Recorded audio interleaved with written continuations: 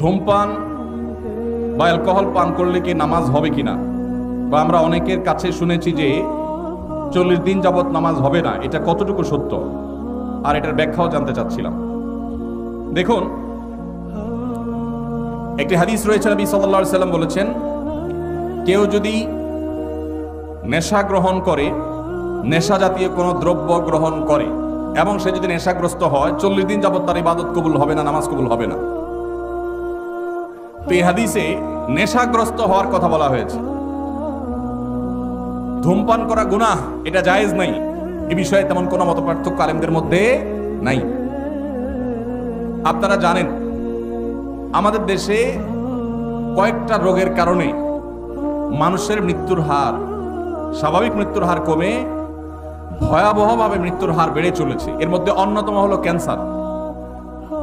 আমাদের সমাজে আগে এক একটা ইউনিয়নে একজন ক্যান্সারের রোগী খুঁজে পাওয়া কঠিন হতো, এখন ঘরে ঘরে ক্যান্সারের রোগী। আপনি খোঁজ খবর নিলে দেখবেন 2-4-5টা ফ্যামিলির মধ্যে, আত্মীয় স্বজনের চেইনের মধ্যে একজন না একজন ক্যান্সার রোগী পাওয়া গেছে। ক্যান্সারের যত কারণ আছে এর মধ্যে সবচেয়ে বড় কারণ হলো এই মাদক। এমনকি যারা পানের সাথে জর্দা খান, সাদা পাতা খান, ক্যান্সারের কারণ। ডাক্তাররা সতর্ক করেন কিন্তু আমরা শুনি না। যারা ধূমপান করছেন তারা নিজেদেরকে ধ্বংসের দিকে ঠেলে দিয়েছেন। এই জন্য এটাকে সারা বিশ্বের সমস্ত ওলামা একরাম ঐক্যবদ্ধভাবে এটাকে নাজায়েজ বলেছেন, অনেক ওলামা একরাম এটাকে হারাম বলেছেন। এই জন্য এমনিতে ধূমপান করা নাজায়েজ কথা, গুনাহের কথা। পাশাপাশি কেউ যদি নেশাগ্রস্ত হয়ে যায় তাহলে তার 40 দিনের ইবাদত কবুল হবে না, সেই কথাও হাদিসে আছে। বিধায় এটা থেকে বেঁচে থাকা দরকার।